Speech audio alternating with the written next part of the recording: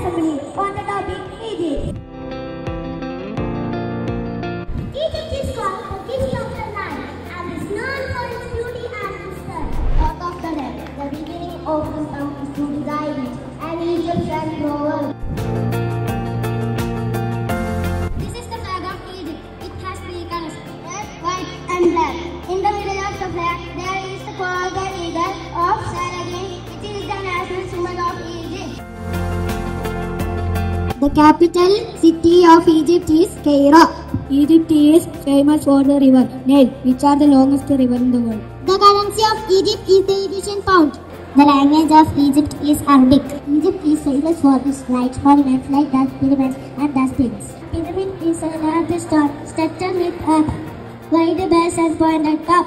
The Sphinx is a big stone statue in Egypt.